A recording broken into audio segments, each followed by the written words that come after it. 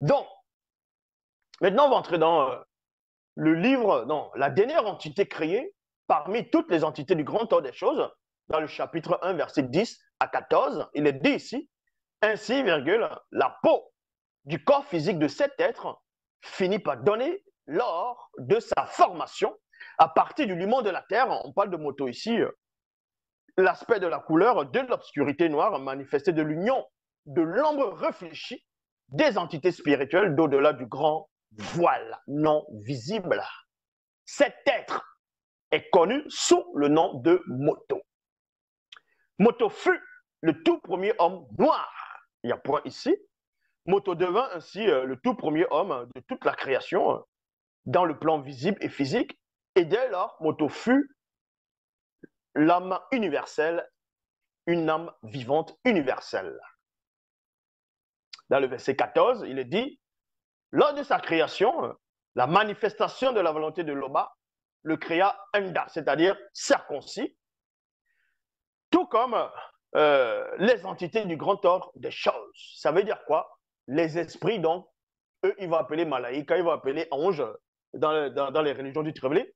Les esprits supérieurs, donc ici, ce sont les entités, eux, on les crée aussi circoncis. On les crée circoncis. Est-ce que vous comprenez? Oui, ils ont des sexes. Vous allez dire, oh, les esprits n'ont pas de sexe. Les esprits ont de sexe. Est-ce que vous comprenez? Mais sauf que le sexe, on les a créés avec le sexe, sauf le moment où on les crée avec le sexe, ce n'est pas dans le but de qu'ils vont venir se reproduire quelque part un jour, non. Sinon, on aurait créé les entités femelles, c'est-à-dire les entités femmes, d'autres diront angélus. D'autres vont pas. Non, les angélus, c'est juste les anges femmes. Non, ça n'existe pas. C'est pour ça que quand on parle, même dans les Bibles classiques, quand on dit Dieu, on dit il. Quand on dit Dieu, on dit il. On ne dit pas elle, on dit il. Eh oui. Donc, est-ce à dire que vous devez comprendre une chose, quand l'homme a créé par la manifestation de sa volonté, maintenant d'autres diront, mais oui, mais l'homme, on dit il, on ne dit pas elle. Oui, sauf que l'homme n'est pas une créature. Donc, il est hors de la condition de tout ce que vous pouvez percevoir ou ne pouvez percevoir. Vous allez comprendre cela. Le sexe, ça symbolise quoi à la base? Quand il dit le sexe, pas aller un coup, je te vois pas, non, pas aller, non. Le membre même, le sexe, ça symbolise quoi? C'est un passage puissant par où il y a l'urine qui passe. Donc, l'urine, c'est quoi? Ça va symboliser une sorte de déchet. Quand tu finis de, tu as bu tout ça là, ton corps, il récupère ce qu'il a récupéré. Et tout ce qui n'est pas bon, par ce membre-là, on va expulser cela. Et le même membre va aussi avoir un pouvoir de procréation, une semence qui va passer par le même passage, mais sauf que qui ne réside pas dans les mêmes endroits. Parce que les gens ne comprennent pas, ils se disent, mais la semence, donc d'autres diront la semence, le sperme, et l'urine passe par le même tuyau. Mais est-ce que c'est dans le même endroit? Non, ce n'est pas dans les mêmes endroits. Mais sauf que ça peut emprunter un moment quand l'autre sort, et l'autre sort, ça peut emprunter un même passage, mais sauf que ça ne sort pas au même moment. Ça ne sort pas au même moment. C'est pour ça que l'homme, pendant l'acte sexuel, s'il a envie d'uriner, son urine ne peut à aucun moment sortir dans la partie intime de la femme en étant à l'intérieur. Ça ne sort pas. Même s'il a envie d'uriner comme il veut, que ça veut déjà sortir, tant qu'il est à l'intérieur, l'urine ne sort pas. C'est fait exprès. Mais tandis que quand la semence veut sortir, le sperme, et qu'il est à l'intérieur, là, ça sort facilement. Mais chacun a un passage à part. Ça, c'est encore un autre enseignement que je peux donner, mais ce n'est pas là le cas aujourd'hui. Donc, c'est pour vous dire que les entités du grand ordre des choses, d'abord le verbe, on vous apprend au départ, l'eau va par la manifestation de sa volonté, ordonnant que sa parole entre dans le sein de l'eau, et ça va assemencer là-bas, sur forme organique, et ça va produire. Parce que le verbe, en même temps, c'est la semence. Et tu ne vois pas le verbe. Le verbe, c'est la semence. Mais dans un autre plan, on permet que ce qui va servir de semence puissent être liés dans un corps. C'est pour ça qu'on va prendre le membre. Il y a un membre qui n'a pas d'os, mais c'est un muscle qui peut se replier, qui peut se rallonger pour un but précis. Donc, ça dit que au moment où on n'est pas en train d'ensemencer, c'est à l'état non pas de repos. Bon, dans le plan visible, on appelle ça repos, mais un état, on va dire, primitif, primaire au départ. Là, c'est la base. Donc, au moment où la semence va venir, il y a tout un mécanisme, il faut que ça... Voilà, on va parler de deux.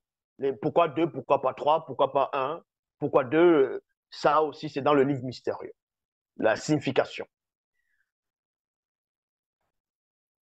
Ça dit que les entités ont c'est-à-dire ont le pouvoir de semencer, de procréer, d'avoir la semence. Et elles ont la semence d'elles-mêmes. Parce que si elles n'ont pas la semence, elles sont stériles. C'est en cela où on va les créer avec un sexe, non pas femme, parce que ce n'est pas la semence de la femme qui sort pour produire la semence. Elle est là pour recevoir la semence. Recevoir la semence, ça symbolise quoi? Admettons, lui, c'est le semeur, il a la semence. Elle est là à la terre pour recevoir la semence. Écoutez attentivement. Il est logique que lui, là, qui donne le pouvoir de procréer, voilà, parce que la semence doit être extirpée, sortir, pour venir là et ensemencer, produire la vie. Sans cela où celui qui a la semence, qui donne par l'intermédiaire, on va dire de l'ovule, ainsi de suite, mais on sait que c'est toujours moto. Parce que la femme, n'oubliez pas, sort de l'homme, de moto, dans les trois êtres, dans l'esprit, l'âme et le corps. Ça n'a rien à voir avec Dieu dans les Bibles classiques. Il ouvre Adam la côte, il sort la femme vient d'une côte, on fait, mais ça c'est du n'importe quoi. Ils ont pris ça dans les récits des Sumériens, Gilgamesh, Utnapishtim, tout ça là. Bon, c'est-à-dire que quand on forme la femme, c'est-à-dire Moto, la femme, on va l'extirper. Moto avait déjà pensé à ça. Où sa semence va entrer, donc, que ce soit le fœtus, que ce soit, oui, le fœtus de la femme, après la semence, tout ça, ça va produire, on va dire l'œuf, ainsi de suite. Tout ça, ça vient de l'homme à la base. C'est déjà en l'homme. Est-ce que vous comprenez? Mais la séparation entre l'homme et la femme, c'est-à-dire quand on fait sortir la femme, ça symbolise quoi? La femme va symboliser le support. La femme, c'est le support. Parce que pour que la parole euh, Loba puisse créer, on se sert de la parole de Loba pour créer la végétation, créer les animaux, les monstres marins dans l'eau, ainsi de suite, créer l'homme. Il faut d'abord qu'il y ait un support. Pour former le corps de l'homme, il fallait qu'on crée la terre. C'est ce qu'on appelle le support. Donc, à partir du non-visible, dans le non-visible, c'est ça où il y a la semence. Donc, on va créer le visible va être le support. Et ensuite, on va entrer dans le support et manifester d'autres supports afin de créer autre création. C'est pour ça qu'on va d'abord extirper la femme de l'homme. La femme devient un support. Et maintenant, l'homme qui a manifesté la femme à partir de son, de son moi intérieur, tout ça, et maintenant, la manifestation de la volonté de l'homme va extirper la femme, va concevoir cette femme. Donc, on va poser le support. Dans un plan, c'est un support. Je dis bien dans un plan, c'est un support. Et maintenant, le semeur doit maintenant aller dans ce support pour ensemencer, afin de manifester maintenant d'autres formes de vie. C'est pour ça qu'on va dire les enfants, ainsi de suite. Mais à la base, l'homme a déjà tout ça, tout ce mécanisme-là. Mais sauf qu'il ne va pas se mettre enceinte de lui-même, accoucher de lui-même. Non. Ça, ce n'est pas bon. On ne veut pas de ça. C'est pour ça qu'il faudrait un support.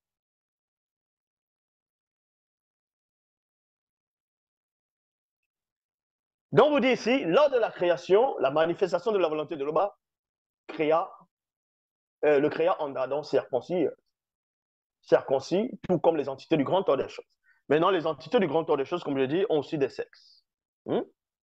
Ils ont des sexes. Maintenant, n'allez pas poser la question, est-ce que les sexes, c'est quoi? Est-ce qu'ils ont des peaux? Ce sont des esprits qui vibrent dans d'autres densités.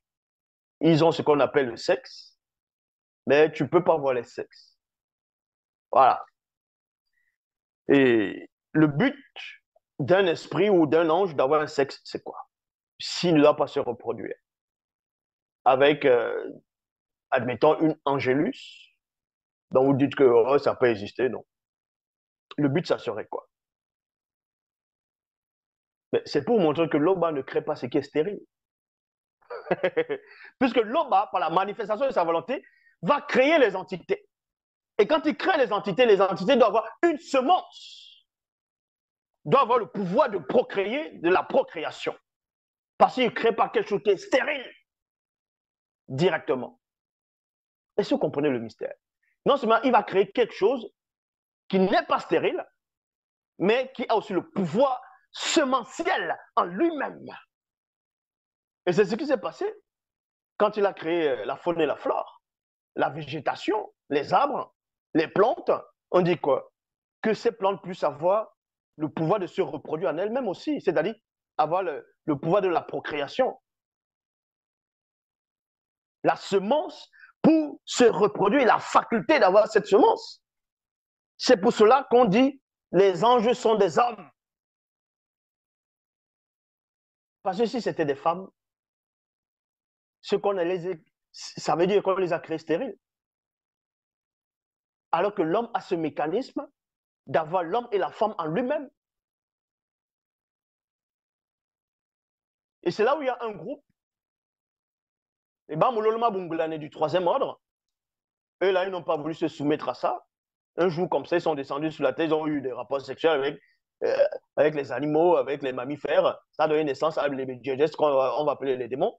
Et après, quelques temps après, ils ont couché avec les femmes noires sur la terre. Ça a donné naissance à d'autres races, donc l'hybridation. Mais sauf que les semences n'a pas été faite pour s'accoupler avec des êtres qui n'ont pas les propres, c'est-à-dire les natures directement. Sinon, on allait créer les entités femelles pour ça. C'est comme si on va dire le verbe. Le verbe, quand on dit le verbe, on va dire il. Quand on dit la parole, on va dire elle, mais c'est Eyala. Eyala, c'est il, qui a le pouvoir de procréer, qui a la propre semence de la création. Mais on ne va pas créer la femelle du verbe pour que le verbe aille avec l'autre verbe femelle pour donner naissance à la création. Est-ce que vous comprenez?